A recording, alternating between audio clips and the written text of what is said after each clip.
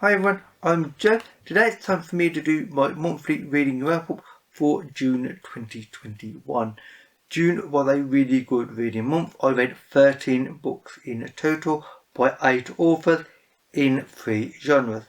So it's quite a good and varied month, and I was very happy with, to be honest, pretty much everything I read. And without further delay, I'll get straight to talk about the books because there are quite a few of them, and this will probably end up being a long video either way. So, the first book is The Lords of the North, written by Bernard Cornwell. This is the third book in the Last Kingdom series.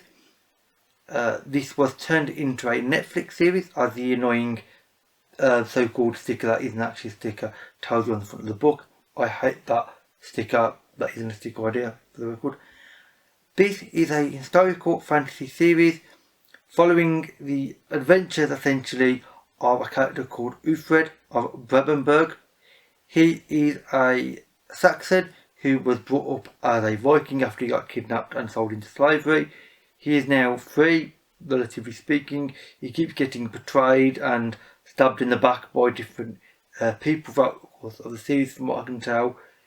And essentially he's trying to sort of get his own agenda through. He wants to regain his former land where his family grew up, although they were betrayed, and also he's given his word to several notable, nobles and things. So he's got to balance out what he wants compared to other people, not betraying people, but trying to avoid being betrayed by other people as well.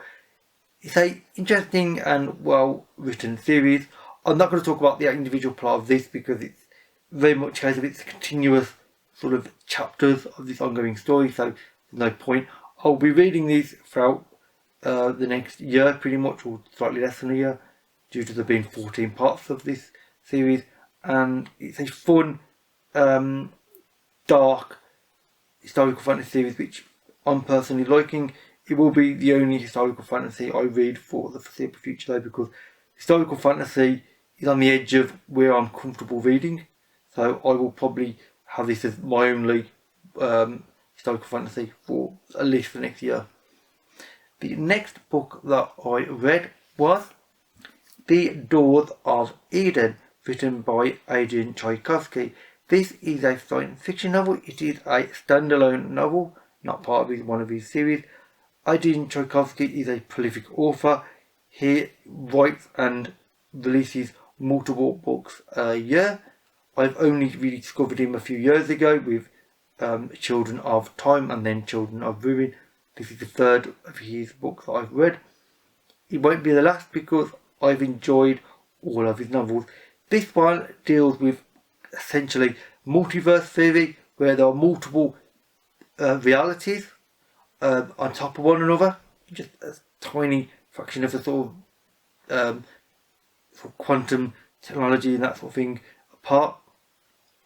In this, essentially the walls between the realities are slightly weakening, and the doors between them, hence the Doors of Eden, are essentially becoming more obvious, and people are starting to, and other things are starting to cross between the realities, and this is presenting problems because there are some people that really you don't want in your reality and that shouldn't be crossing over into others, and it's a long, complex plot.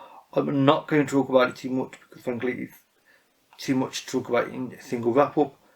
I might do a review of it, I'm not sure yet. A friend of mine, Rachel, in the Carolina Booktube, she did do a really good review of this, if I remember correctly. So I will link that if I'm correct about it, because her review was frankly really good. I don't think I could really add too much to that review. So, but suffice to say, this is a brilliant book by Tchaikovsky.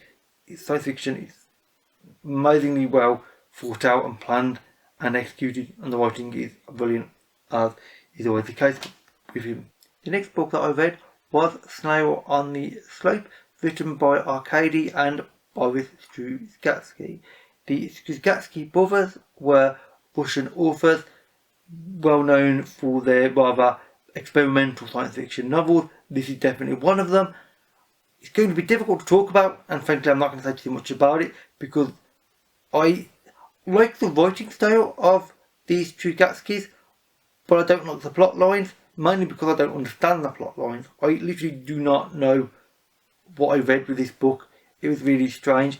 The premise is that a guy who's working for this admin department, essentially this sort of big tangled bureaucracy system, in this strange location next to this wood that he overlooks. The woods are very strange and surreal. There's another character who is travelling through the woods and ambushing and things by strange people. I do not understand what this novel is trying to say. It's experimental, as I've said, an experiment that for me failed. I don't understand this novel at all. I like the writing style of it, even though I literally didn't understand a word of it, frankly. There's something about their writing style that works for me, despite not knowing the plot of the books. I mean, this is not the first time this has happened with a book by them. There's several books that I don't understand by them, yet I still like in a strange way. I don't know, I'm still conflicted whether I actually like them as authors or not, because their books are well written but so strange that I don't understand them. And do I like them for that or not? I'm not sure. It's a strange place to be with an author or pair of authors, so I would maybe recommend this if you can understand the writing style, but research it well and definitely get it from the library because it's very strange and it didn't really work out for me that well. But you know, I'm still glad I read it though. The next two books that I read were Salvation and Salvation Lost, both by Peter F. Hamilton. Those are the two covers. These are the first two books in his Salvation trilogy. The third one actually was only released in June, and I will be reading that within the next week. I will be doing a separate review of this trilogy. As you know, I've reviewed about half of Hamilton's books now in individual reviews, so I'll be doing the same for this trilogy. Suffice to say, this is a big science fiction space opera with multiple characters, multiple locations, and big world-changing events going on. This is essentially an alien species that appears to be really nice and benevolent and helpful to humanity. Is doing its job of being, giving us little bits of technology and helpful information, but certain humans and agencies don't believe that this alien species is actually as decent as it sounds, and they are suspicious as to being a horrible, terrible ulterior motive. And this is not a spoiler to say there is a horrible ulterior motive, because otherwise they wouldn't have brought it up in the books in the whole trilogy. And this is well written, fun, interesting characters, varied. It's got some of Hamilton's certain tropes which I'll talk about in my individual review, but this is Hamilton on good form. It's still, I'm not sure whether it's my favourite of his books. I mean, the Void trilogy, which was the first trilogy of his that I read, still holds its own, frankly, probably because it's was the first thing I read by him. But this is certainly a good trilogy by him, and one that I would recommend if you like Hamilton. The next book that I read was Rosewater, Insurrection, written by Tade Thompson. This is the second book in the Wormwood trilogy. I will be doing an individual review of this trilogy, just like the Peter F. Hamilton trilogy that I just mentioned, in the upcoming future, so I won't say too much about it now.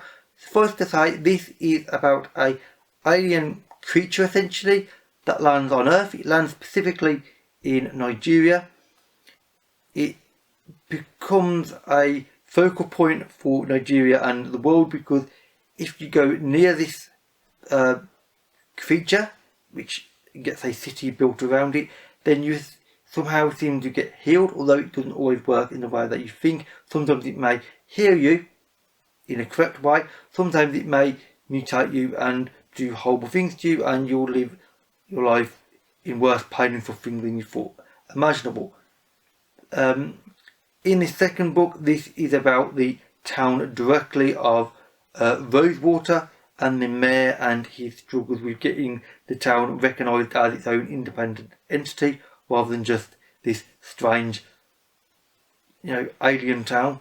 He wants to get it as an independent entity, and there's a lot of interesting things that go on. I'm not going to say too much because obviously I'm going to do an individual review of the trilogy, but suffice to say, this is a good, solid middle entry in a trilogy. I would not recommend reading it without the first book because it would be frankly strange. I'm very much looking forward to the third book, which I will be reading within the next week or two. And yeah, if you have read the first book, I would definitely recommend second because it lives up to the first. It doesn't suffer in quality or writing pace or emphasis with its points. It's well written and really good overall as a book. The next book is not just one book, but it's actually two, and those are ebooks, so I'll put pictures up on screen, and those are The Vampire Knitting Club and Stitches and Witches, which are book 1 and 2 in the Vampire Knitting Club series. I started reading this due to Rachel, known as Adrian on BookTube, who I mentioned earlier in the video. A link to her channel will be in the description box below.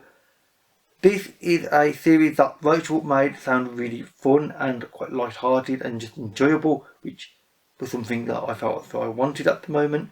I tried them and I really enjoyed them, and I will definitely be reading on with the rest of the series, which there are at least a dozen of at this point, so expect to hear me say things about these books in the next several monthly wrap-ups. Suffice to say, this is a cosy mystery series. Basically, an elderly woman owns a wool shop or yarn shop in Oxford, England. She dies. Her granddaughter comes over from America. She's been living there for some years. She comes back to England, to Oxford, to take over the running of the shop, and she finds out, amongst other things, that there is a vampire knitting club that meets on a weekly basis in the back room of the shop. As you do. She does not knit herself, although she would like to try. That is made a bit of a running joke of throughout the series, as far as I'm aware, where she owns a knitting or yarn shop and she actually can't do it very well herself. And there is always, sort of small murders going on around the general location of the knitting shop, and she and her vampire knitting club friends, who obviously are vampires that you would expect, have to solve them in some way. There is also a detective as well, who she gets to know. There's always a mild romance going on between her, one of the vampire knitting club members, and also the detective. In case of which one will she sort of be romantically linked to first, frankly. But it's only light on the romance. It's more of a cosy feel to it. It's just a nice series and set of books which I really enjoyed. They're optimistic. They've got little dark elements to them, same as any books, but they're just enjoyable overall. They're well written, and I enjoyed these two books really thoroughly. And Rachel, thank you for encouraging me to read them, although you didn't actually encourage me directly, because I really enjoyed them overall. The next book that I read was MM9 Monster Magnitude, written by Hiroshi Yamamoto and translated by Nathan Collins.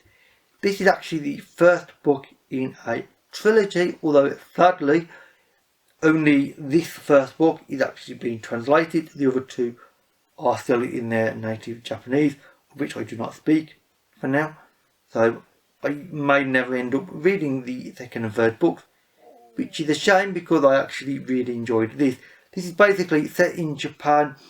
It's a world where kaijus, giant monsters, exist, but unlike a certain popular film which has people piloting giant robots which punch these kaijus in the face and generally beat them up and knock them unconscious on the floor before basically stamping on them, this merely has, by comparison, a team of scientists and researchers and academics who are studying them, trying to understand them.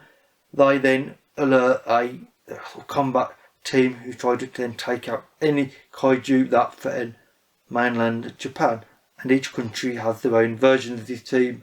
And it's just a kaiju is a worldwide phenomenon and a problem that everybody has to deal with. And this is a series of sort of interconnected stories about this team.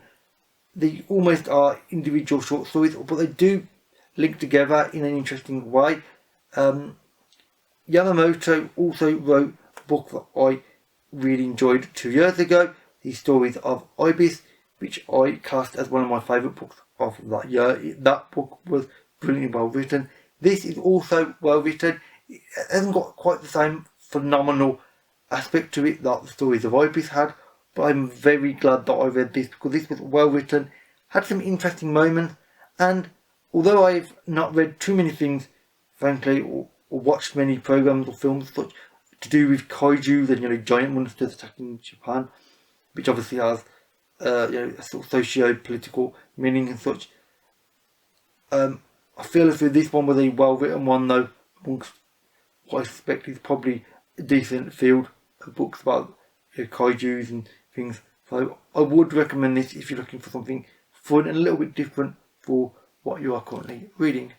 And finally, the last book is not just a single book, but it's actually 4 books, and you will not be surprised to learn those 4 books are, yes, Discworld novels.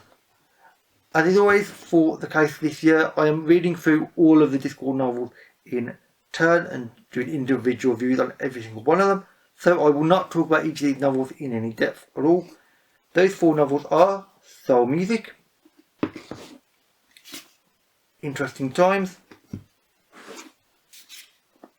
Maskerade, and finally Feet of Clay. The 4 covers for these books are the Discworld Library Collector's Editions, the somewhat small hardback editions, which they have just about to complete. The final 2 books, which are the 2 Tiffany Aching ones, will be released in September this year, so within a few months of now I will actually own all of the Discworld books in one edition, finally, which I've literally wanted in my entire life, frankly. So this is a long time coming. These are brilliant novels, of which I obviously love. I'm doing individual reviews of every single book. I've actually already reviewed lots of them already at this point and got them scheduled for the next several months. And I will be reviewing Interesting Times, actually, is the current one I'm about to start reviewing not long after filming this video. And overall, I have been loving rereading these books. I've only read up to the 24th or 25th Discworld novel, however, because my collection was basically broken. So now I can read through all of them. It's easier to do at the moment due to obviously them being rereads for now. When I get to the mid-20s, however, they're all new to me. So I will finally read new to me Tade Pratchett books, of which I am greatly looking forward to. These are brilliant fantasy novels, humour, brilliant world building, brilliant characters, and I mean, Tade Pratchett and the Discworld, I cannot recommend them enough, and I never will stop recommending them enough. Anyway, with that said, that is actually it for all of the books that I read in this video. If you've read any of these, I'm not going to try that with all the books because I'll drop them all over the floor, then please leave me a comment. If you've got any suggestions on books you think I might enjoy based on what I've talked about, then again, please leave a comment and we can talk about it. I'm always eager and happy to discover new authors, new subgenres and the like. All my social media links, as well as links to all of the books and a link to Rachel, will be found in the description box below. And with that said, that is it for this video. So thanks for watching, and I'll see you another day. Bye for now.